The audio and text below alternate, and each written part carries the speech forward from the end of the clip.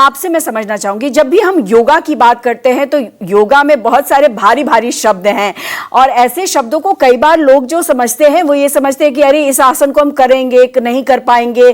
तो बहुत सारे ऐसे लोगों को भी ये समझाना जरूरी है कि योग घर में भी कर सकते हैं और बहुत छोटे और आसान योग भी होते हैं। वो क्या कुछ होते हैं, हमारे दर्शकों को बताइए। योग एक सुगम सरल, शुरुआत में अगर हमने किसी गुरु के साथ ये आसन का प्रॉपर पोस्चर कैसे करना ये समझ लिया, तो रोज हम 30 मिनट तक अपने आप में, जैसे आगे झुकना, forward bending, backward bending, lateral bending, ये फिजिकल फिटनेस के लिए तो कर ही सकते हैं।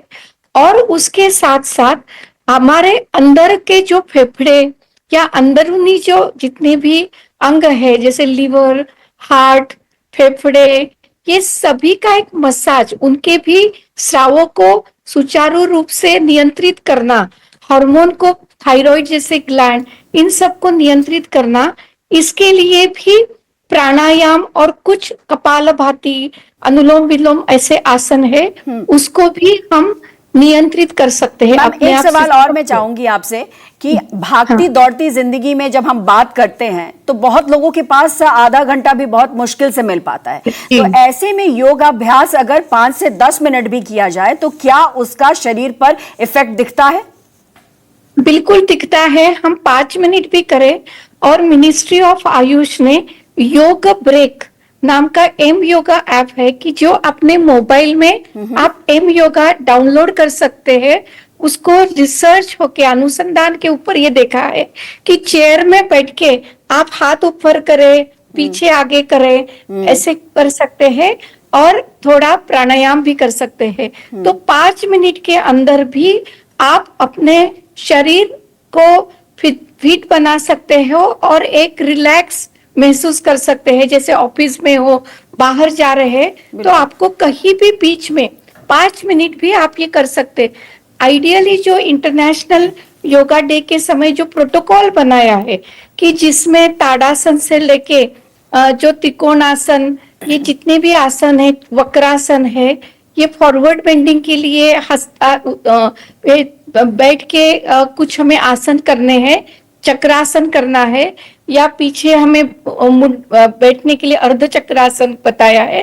और हम अगर सो के पवन मुक्तासन करें, ये सभी आसन अगर हम खड़े होके, बैठ के और सो के, कुल मिला के बहाना नहीं बनाना है, 5 मिनट भी आप योग कर सकते हैं और अपने शरीर को स्वस्थ रख सकते हैं। यही सभी से, मतलब दर्शकों से अपील आप लोग कर रहे हैं। हम भी यही कहेंगे कि देखिए आज योग दिवस है और इसलिए जरूरी है समझना कि इसको अपने जीवन में बहुत भारीपन के साथ ना अपनाएं, इसको बहुत लाइटली लें। लाइटली कहने का मतलब यह है कि वक्त निकालें और योग जरूर करें। और ऐसे में एक बार फिर से मैं डॉक्टर त्रिपाठी का रुख चाहूंगी। आपने बहुत ही इंपॉर्टेंट पॉइंट्स बताए थे मैम। आपने ये कहा कि देखिए किस तरीके से एपिलेप्सी में या अल्जाइमर्स में ये इस्तेमाल किया जाता है, लेकिन आजकल जिस तरीके का लाइफस्टाइल है उसमें बीपी है, डायबिटीज है, कैंसर के पेशेंट्स की भी संख्या बढ़ी है। इसके अलावा हम देखते हैं कि हार्ट प्रॉब्लम्स वो बढ़ रही है।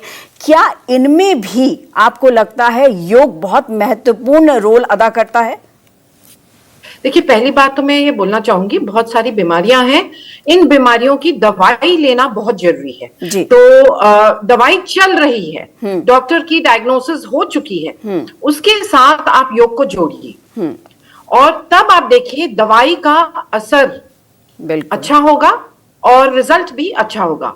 आप ये ना समझिए कि सिर्फ योग ही करना है, दवाई के साथ आपको योग करना है, ताकि उसमें आपका जो स्पेशली ब्रेन की बीमारियां हैं, या फिर लंग्स की बीमारी है, या फिर हार्ट की बीमारी है, या ब्लड प्रेशर है, हर एक बीमारी में लाइफस्टाइल एक इंपॉर्टेंट रिस्क फैक्टर होता है, जिसको हम बोलते हैं एपिजेनेटिक फैक्टर। तो जेनेटिक बीमारियों में भी ये एपिजेनेटिक फैक्टर, लाइफस्टाइल, एक बहुत इंपॉर्टेंट रोल प्ले करता है।